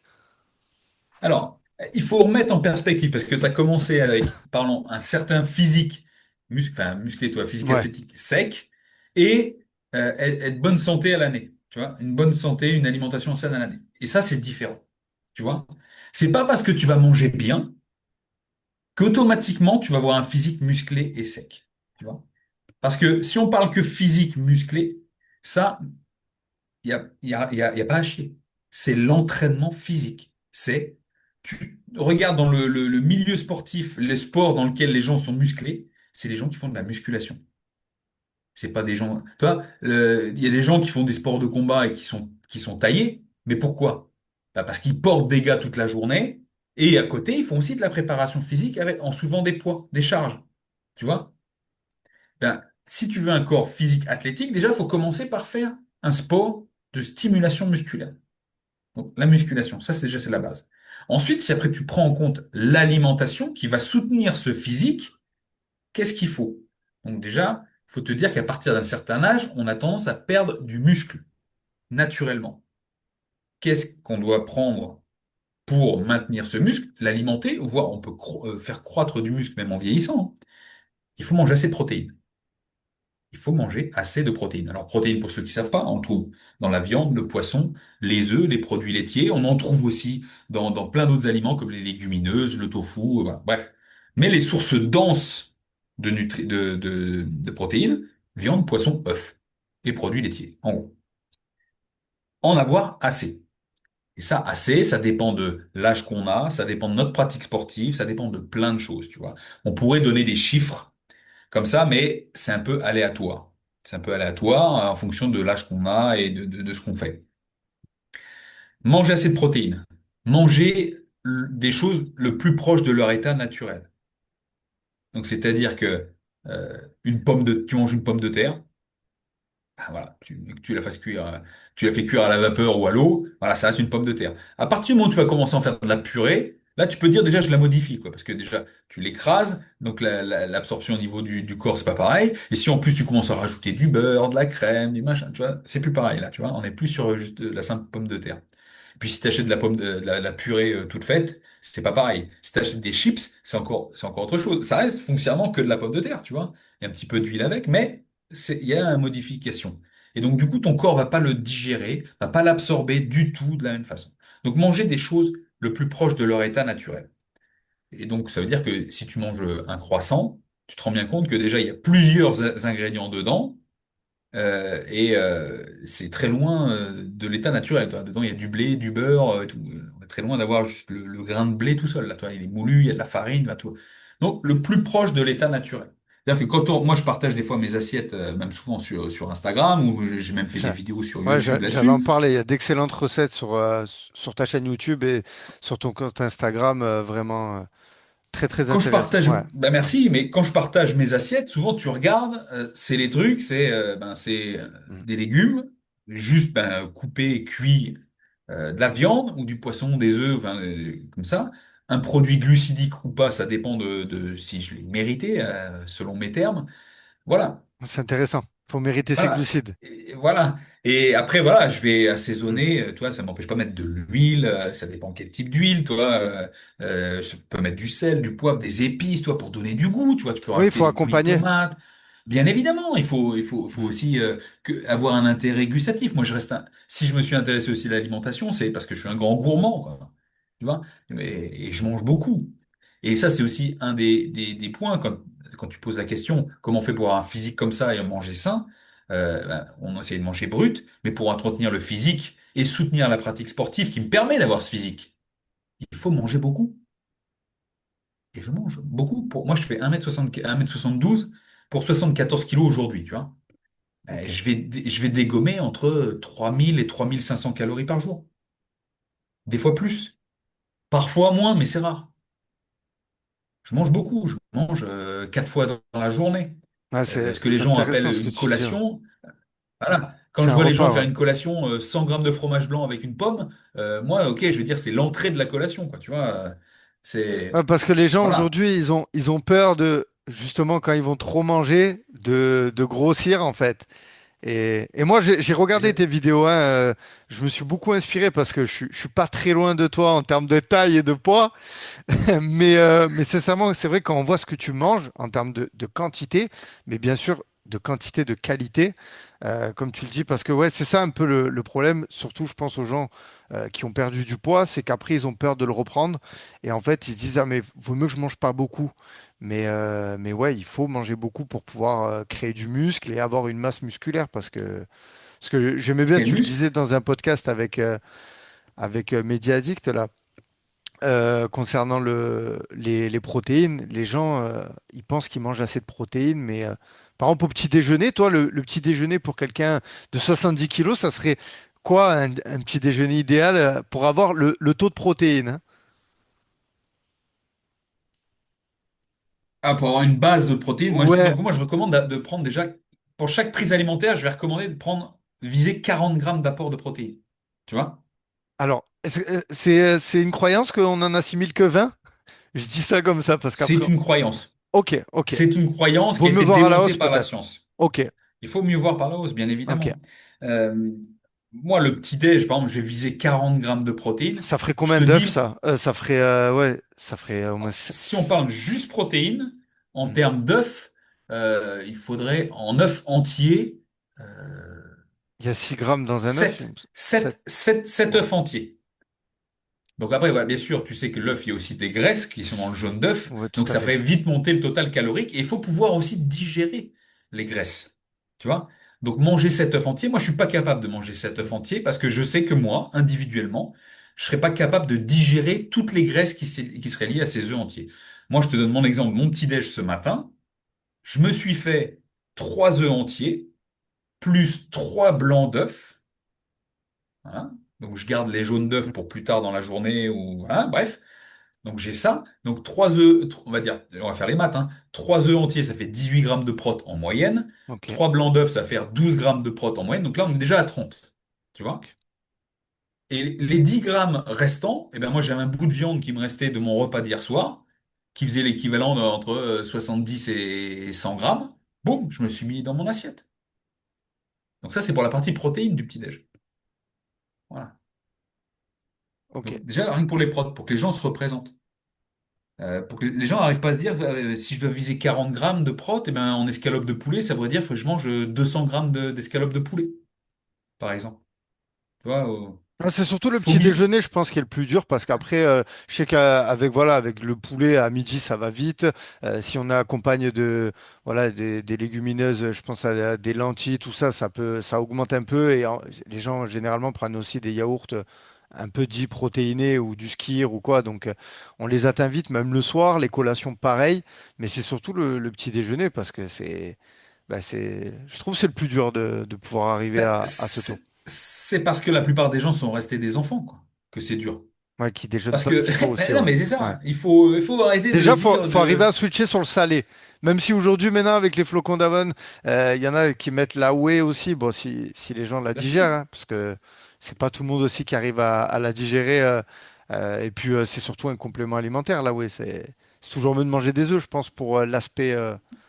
Moi, j'ai aucun a priori sur les compléments alimentaires ni la protéine, parce qu'à partir du moment où tu as des objectifs et que le complément alimentaire vient compléter ce que tu ne peux pas apporter toi-même, parce que tu as des soucis digestifs, parce que tu as un problème d'organisation, tu as un problème de. Eh ben vas-y. Si tu dois te faire, ok, je peux manger que 3 œufs, et à côté de ça, je me fais un shaker de prot avec des flocons d'avoine, j'ai dit, ben vas-y.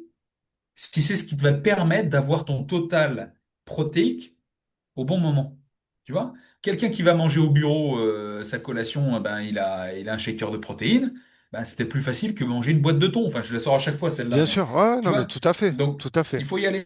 Mais le petit déjeuner, ce que je dis, il faut sortir de l'enfance. On s'est habitué à l'enfance, des petits déjeuners avec des cornflakes, des choses sucrées, des tartines, de la confiture, des pains au chocolat ou chocolatine, peu importe comment on l'appelle.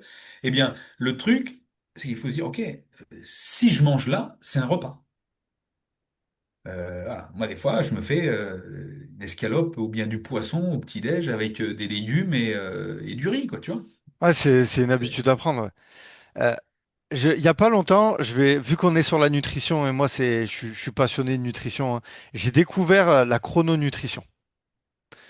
Est-ce que tu en as déjà entendu parler? Et j'aimerais vraiment avoir ton avis, étant donné que tu es un expert en nutrition.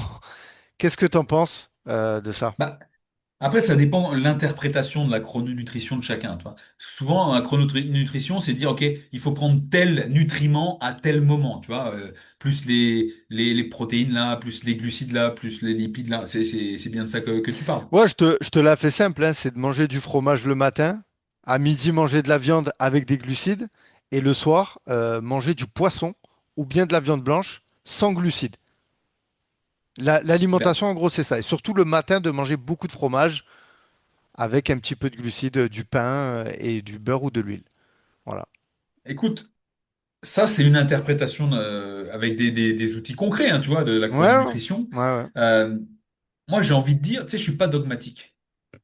Si ça marche pour quelqu'un, ça, et que la personne adhère à cette façon de manger et qu'elle trouve un confort, qu'elle a les résultats qu'elle veut, moi, j'applaudis et je dis, vas-y, fonce, si ça marche pour toi. Tu vois, c'est ça, en fait. Il faut pas se dire, oui, c'est comme, il y a que cette façon de faire. Non. C'est pas comme ça que j'ai évolué, tu vois, dans mon approche. J'ai toujours une approche ouverte. Donc, si ça fonctionne pour quelqu'un, il y a de grandes chances que ça fonctionne pour plusieurs personnes, tu vois. Bah, c'est parfait, Julius, parce qu'en fait, je t'ai parlé de ça parce que j'aurais pu te parler de la diète cétogène, de toutes ces aujourd'hui. Et en fait, voilà, c'est ce que tu as dit. C'est en fait, si ça marche pour vous, tant mieux. Et aussi, bon, après, je vais pas rentrer dans les détails, mais même maintenant, apparemment, il faut faire attention à ce qu'on mange en fonction de son, j'ai plus le mot, de ses origines un petit peu. Est-ce que, Ouais, et ben, non, mais ça, par contre, tu vois, Ouais, Alors, pour revenir à ce que tu dis avant, moi, j'ai testé quasiment tous les régimes, ouais, toutes les, ok, enfin, les régimes, les diètes. Quand je dis régime, c'est pas, les gens interprètent régime avec perte de poids. Non, régime, c'est une façon de s'alimenter. bien Il faut sûr. bien remettre l'église au milieu du village. Eh bien, cétogène et tout. Il y a des choses qui peuvent fonctionner sur le court, moyen, long terme. Il y a des moments, ça marche, et au bout d'un moment, ça marche plus, ou même ça devient néfaste. Tu vois, ça a été montré pour le jeûne intermittent, par exemple, pour le cétogène. Tu vois, Bien quand c'est sûr. fait trop longtemps de manière trop spécifique, tu vois, et ça peut avoir des effets non escomptés. Ensuite, par rapport à la diète sur les origines, ça c'est quelque chose qui m'intéresse parce que, pareil, 10 ans que j'accompagne des gens, on est dans un pays où quand même, il y a quand même pas mal de métissage de culture, tu vois. Et donc je me rends compte qu'il y a pas mal de gens qui ont souvent des troubles digestifs, des troubles de l'alimentation. Et quand je regarde la façon dont ils mangent, je me dis, tu vois, c'est comme quand on te fait l'exemple du Chinois qui, qui déménage aux États-Unis et qui passe d'une diète purement asiatique à une diète purement occidentale. Et là, on se rend compte, les études l'ont montré, parce qu'il y a eu des études concrètes sur ces cas-là, Bien sûr. où le chinois déclenchait des pathologies occidentales liées à sa façon de manger, tu vois, et beaucoup plus rapidement que les autres, parce que c'est une alimentation qui n'est pas du tout adaptée à ses origines, et à sa façon de s'alimenter, et bien sûr à sa génétique. Donc, si on part de ce principe, comme tu viens en France, donc il y a pas mal de métissage culturel, que ce Mm. soit d'Europe de l'Est, d'Afrique du Nord, d'Afrique subsaharienne, d'Europe du Nord, enfin bref, peu importe, tu mélanges tout ça, et là tu te retrouves avec des gens qui ont des maladies auto-immunes, des troubles digestifs, des problèmes de sommeil, des problèmes de poids et autres. Et quand tu regardes comment ils mangent, tu te dis, mais ouais, sur le papier, ça pourrait être plus ou moins OK, sachant que bien évidemment, le commun des mortels, quelles que soient nos origines, mange pas clean tout le temps, tu vois. C'est bien loin du compte. Moi, je prends le 80-20, tu vois. 80% du temps, Mm. on mange clean, 20%, on relâche un peu. La plupart des gens, c'est plus 20-80, tu vois, en général. Eh bien, tu dis, bon, si cette personne a, par exemple, cette fille, j'avais eu le cas, son père est d'origine indienne et que sa mère était d'origine italienne, bon, est-ce que leurs parents auraient mangé ce qu'elles mangent là actuellement, tu vois, déjà?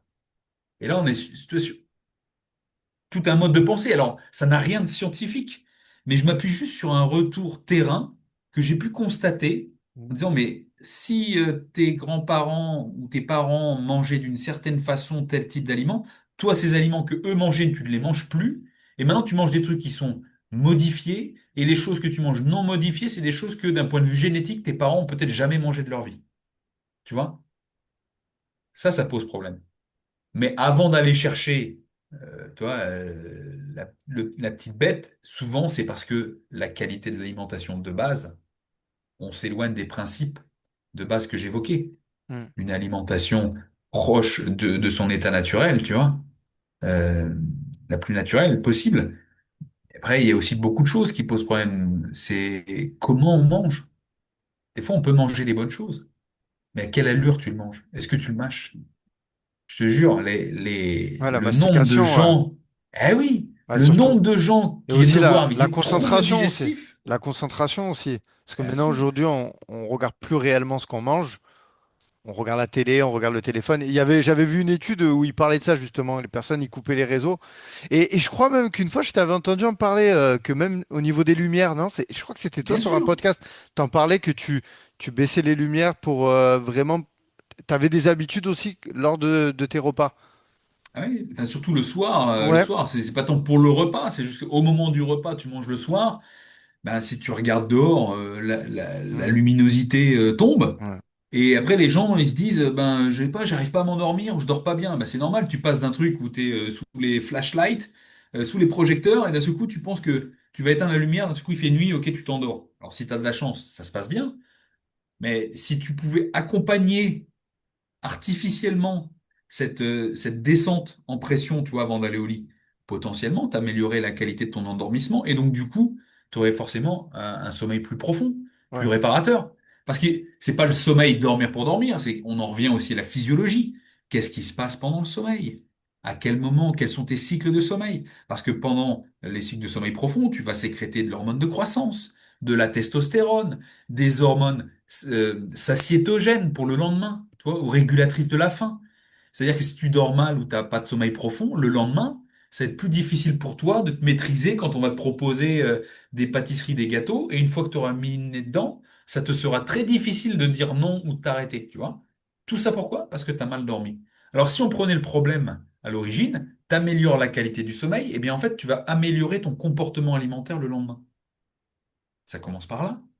Ouais. Et je reviens très important, j'ai parlé de la mastication, j'ai pas terminé, c'est que si tu mâches mal même un bon aliment, tu vas demander un effort supplémentaire à ton estomac, et un effort de ton estomac, c'est de l'énergie en plus au niveau digestif. Donc c'est de l'énergie que tu n'as pas ensuite au niveau cérébral, ni au niveau musculaire. Tu vois? C'est ça aussi. Ah, j'ai de la fatigue après manger. Ben ouais, mais à quelle vitesse tu manges? Est-ce que tu mâches bien? Si t'es fatigué après manger aussi, c'est peut-être parce que tu manges trop vite, t'es pas concentré, et puis comme tu regardes la télé ou ton téléphone pendant que tu manges, tu mâches mal, t'avales tout. Et en effet secondaire, ton système digestif, lui, il turbine pour essayer de digérer tout ce que tu lui as mis, qui est mal mâché, voilà. Et donc, du coup, bah, cette énergie, tu le payes derrière, quoi. Ouais. Eh ben, écoute, ultra intéressant. En tout cas, je pense qu'on a couvert pas mal de piliers concernant l'hygiène de vie. J'avais juste vu une publication te concernant où tu partageais ta morning routine. Tu parlais de la douche froide dedans. Ouais. Ah, bah, il y a un petit moment, parce que je le fais plus, la douche Ouais. froide, en ce moment, Ah, je là. voulais savoir, est-ce que tu continuais ça ou t'as arrêté? Non, je le fais plus, je fais plus, hein, ça fait quelques temps que je le fais plus, parce que toi, j'ai déménagé, j'ai changé un peu Ouais. mon rythme. Mais en fait, la douche froide le matin, si tu comprends, c'est plus pour le côté, le défi personnel. Tu vois, Ouais. de se dire, OK, Ouais, je c'est me un défi. challenge. Ce que j'allais dire, c'est un vrai défi de Je, faire ça, hein. Ouais. Et quand tu relèves un défi dès le matin, tu dis, OK, euh, cette journée, il n'y a rien qui m'arrête, quoi. Ah, c'est une Tu victoire. vois? Ok, ouais. Ok, Une c'est dans, victoire, quoi, c'est c'est une de. victoire. Ah, je voulais savoir. C'est vrai qu'on va pas aller chercher les bienfaits que ça peut faire sur le corps, mais plutôt le côté psychologique, comme tu disais dans ta morning routine, de faire de la méditation, de lire des bouquins intéressants. C'est déjà préparer le cerveau la mentalité à affronter la journée, quoi. Exactement, tu te Ok. conditionnes. Moi, je suis très dans l'autoconditionnement pour gagner ta journée, tu vois. Sachant que la douche froide, si tu voulais avoir des effets physiologiques réels pour ton corps, pour progresser, il faudrait que ta douche froide, tu la prennes longtemps, tu vois. Ouais, c'est un peu Pour les bains vraiment. froids. Les bains froids Et en fait, plutôt. le Ouais. but, ouais, le but, c'est de baisser ta température corporelle pour qu'il y ait un processus d'adaptation, tu vois. La douche froide, ah, ça froid et tout, tu vas sursauter quelques secondes et puis voilà, après c'est plié. Et comme je suis aussi respectueux de la planète, je suis pas pour le gaspillage de l'eau, j'ai pas envie de prendre une douche de 10 minutes d'eau froide. Et ça, c'est très important pour moi, je le rappelle à mes enfants. Moi, j'ai été militaire, je te l'ai dit, j'ai voyagé dans les pays en Afrique où j'ai vu des gamins mourir parce qu'ils n'avaient pas à boire, tu vois, ils n'avaient pas accès à l'eau potable. Donc je me vois pas prendre une douche. C'est comme si je mettais des bouteilles d'eau directement à la poubelle, tu vois. Donc ça aussi, ça prend en compte dans nos petites habitudes d'occidentaux privilégiés. D'accord? Alors je dis pas qu'il faut se flageller, mais si on peut avoir des petits gestes comme ça du quotidien en respect pour les autres habitants de la planète, c'est toujours mieux aussi. Et juste, je voulais qu'on parle aussi de ton stage qui va se dérouler à Alicante, c'est cette année du coup? Eh oui, ben alors là, j'ai déjà commencé, ça fait 2 ans, et les prochains, C'est ouvert à tout le monde? 2026, C'est ouvert à tout le monde? c'est ouvert. Tout le monde. Ouais. Tout le monde. Moi, dans mes précédents stages, j'ai reçu des débutants complets qui n'avaient jamais mis un kimono. Et ça s'articule vraiment autour du jiu-jitsu brésilien et du grappling. Donc, moi, j'ai déjà eu donc des débutants complets, mais qui pratiquaient, enfin, qui avaient déjà eu une petite approche du grappling.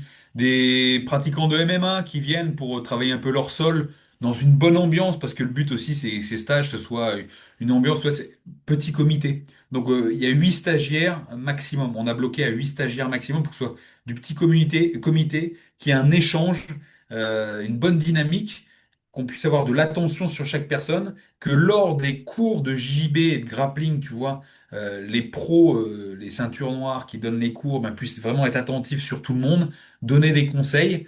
Et pareil, ben, quand ensuite on mange ensemble, tu vois, il y a beaucoup d'échanges autour ben, à la fois du jiu-jitsu, du grappling et des sports de chacun, mais aussi ben, de l'alimentation, de ce qu'ils ont ressenti par rapport aux entraînements, par rapport à ce qu'on met en place. Comme je disais, je fais des stages aussi avec Paul de méditation en prépa mentale. Ben, ok, les outils que un tel ou un tel nous a donnés, on les a mis en place, ça s'est passé comme ça. Beaucoup d'échanges qui n'est possible que parce que on est en petit comité, tu vois. C'est vraiment plus humain. Nous, on veut des stages humains, on veut des stages auxquels on aurait participé, on aurait voulu participer. Et donc, ben là, avec le niveau qu'il y a en termes de jiu-jitsu et de grappling, c'est 2 entraînements par jour. Très souvent, les gens sont optimistes en se disant, ouais, on va faire tous les entraînements tous les jours. Au bout de 2 jours et demi, il y en a qui sont rincés. Parce qu'on est dans les bons niveaux, ben, à chaque entraînement, ben, ça finit toujours par des petits combats, tu vois ce que je veux dire. Et puis chacun, bien évidemment, met l'intensité qu'il veut y mettre, mais tu sais comment c'est dans nos sports, quand ça monte d'un côté, ça monte, ça va un petit peu fort. Mais c'est très bien parce que les gens acquièrent des outils concrets nutrition, prépa mentale, et arrivent à le mettre directement en lien avec leur pratique sur le tatami, tu vois. Et ça aide les gens qui veulent faire de la compétition, les gens qui veulent comprendre comment progresser dans les meilleures conditions. Et ça n'a pas de prix. Quand les gens après nous font des retours, on dit, ah, putain, mais je fais ça, et du coup, ça se passe mieux. Et pareil, sur le stage, ça permet aussi pour certains qui ont une vision un peu comment dire, centrés de leur entraînement, tu vois, parce qu'ils sont toujours allés s'entraîner que dans leur club ou que avec les mêmes partenaires. Ils arrivent, et là, ici, on tourne sur 3 à 4 académies avec des gens qui viennent de milieux différents. Donc, en fait, ils sont exposés à des niveaux différents, des niveaux de pratique différents, dans des langues différentes. Alors, je suis là pour faire la traduction, et puis, mais dans tous les cas, tout le monde s'adapte, hein. Puis maintenant, tout le monde parle anglais aussi, donc ça va. Eh ben, les gens, ils ont une ouverture mentale sur le sport et quand ils rentrent, eh ben, cette ouverture, ils arrivent à l'appliquer sur le tatami, tu vois. Ils sont allés chercher ailleurs quelque chose qui a ouvert leur esprit et ça leur a ouvert, comme si ça leur avait ouvert un nouveau monde. Donc, bon, j'exagère peut-être, mais c'est ce que les gens nous disent en retour. Donc, on est vraiment super content d'organiser ces stages. Et là, en 2026, j'en ai un plus axé prépa physique mi-avril. J'en ai un ensuite, enfin, j'en ai 3 autres qui sont liés plus nutrition et prépa mentale. Donc, c'est la dernière semaine chevauchée avril-mai, la première semaine de juin et la première ou deuxième semaine de juillet, toi, avant le 10 juillet. Donc C'est c'est des une stages de semaine? 5 jours. C'est cinq Ouais, c'est jours? du lundi au samedi. Et On les gens, commence le lundi midi comment ça se et passe? Ils payent, il y a un logement, enfin, tout est compris dans le ouais, logement, la je vais nourriture? t'expliquer Ouais. ça. Ça commence du lundi midi jusqu'au samedi après le repas de midi. Ce qui est inclus dans le prix, c'est déjà tous les repas de midi que je fais moi-même. Donc je fais des courses, je fais tout. Une collation aussi que je prévois aussi parce que avec les entraînements et tout, collation pour bien manger. Et puis aussi le côté gustatif. Ça, le logement est pris en compte. Donc ça peut être des logements groupés et autres. Pour le déplacement sur place, on se déplace en vélo. Et je prends des vélos électriques. Alors au début, les gars me disent, ouais, vélo électrique, machin et tout. Après 3 entraînements, les gars disent, ah, en fait, c'est pas si mal les vélos électriques, tu vois. Et ça permet aussi, parce que j'emmène, ce qui est inclus aussi, toi, c'est les cours que je fais de nutrition, les cours de prépa mentale. S'il y a la prépa physique, c'est les cours de prépa physique qui sont pris en compte. J'emmène les gars visiter Alicante aussi, tu vois. Donc moi, je leur paye le billet de tram pour y aller. S'il y a une excursion, un truc à manger, je paye, c'est inclus dans le prix. Euh, et puis, il y a des petits moments de temps libre quand même. Donc, si les gars veulent se balader avec leur vélo électrique, ils vont tranquille à la plage. Et puis, s'il y en a un qui se fait un peu mal, qui est un peu fatigué et tout, personne n'est obligé absolument de suivre tous les trucs, le programme, tu vois. On est aussi à Alicante. C'est 300 jours de soleil par l'année, tu vois, là, au moment où on filme. C'est fin janvier, il fait 21 degrés dehors. Ah, j'ai cru Euh, comprendre qu'il fait bon vivre à Alicante.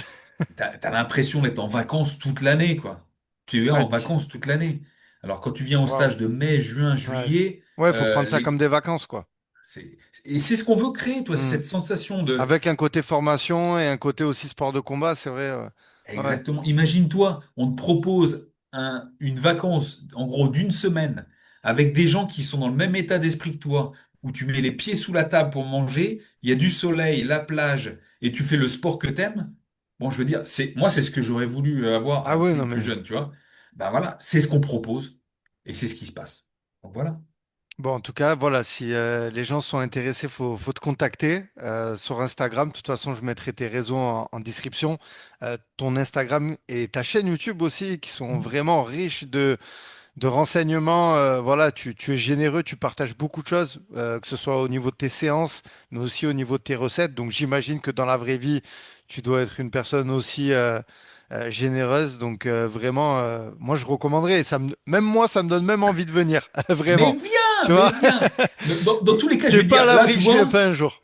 Je te le dis. comme tu dis, je Parce que suis je te généreux. pose des questions, mais c'est aussi à titre personnel parce que vraiment c'est intéressant. Même pour le côté nutrition, je veux dire, voilà, c'est certes si vous pratiquez pas, bon, c'est toujours l'occasion d'aller essayer le jujitsu, mais aussi le côté nutrition.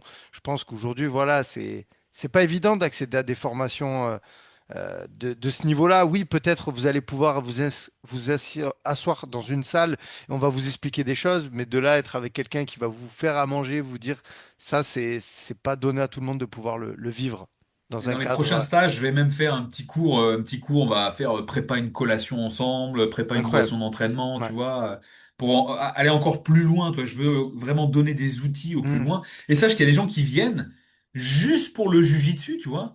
Ils s'en foutent de la prépa mentale, de la nutrition. Mais en fait, quand ils sont dedans avec l'effet groupe, bah, tu les vois, d'un coup, ils commencent à prendre des notes et ils posent des questions. Et oui, tu parles de la générosité. Moi, là, on est sur ce podcast. Pour moi, ça, il y a des barrières, il y a un temps donné. Moi, je pourrais en parler toute ma vie, quoi, parce que c'est ma passion, tous ces sujets. Et ben, quand on est ici en stage, ben, c'est ça, c'est le moment des échanges, tu vois, quand on mange ensemble, quand on prend les collations, quand on se déplace ensemble, et quand on est sur le bord du tatami. C'est là que l'échange se fait, tu vois. C'est là que on peut individualiser ça, que tiens, moi j'ai telle problématique, tiens, comment tu peux mettre, tiens, ça, pam, pam, pam. C'est le but, tu vois. Vraiment, notre but, c'est de donner ce que nous, on aimerait recevoir. Voilà. On parlait Donc de venez, forme. contactez-moi. Ouais, ouais, bien sûr qu'on n'hésitez pas à contacter Julius. Et je parlais de formation aussi. Il me semble que tu interviens dans le CQP de Rudy Koya. Oui, tout à fait, oui. Oui, depuis qu'il a Rudy lancé son Koya que je vais CQP, recevoir sur le podcast très prochainement. ah, magnifique, magnifique. Ben, écoute, Rudy, ben voilà, on va dire, c'est la star, façon de parler. Hein, tu vois, c'était un Ouais, des premiers sur le net à faire tout ce qu'il fait et les gens s'en sont inspirés ou ils ont copié ce qu'il tout a à fait. fait, tout à fait.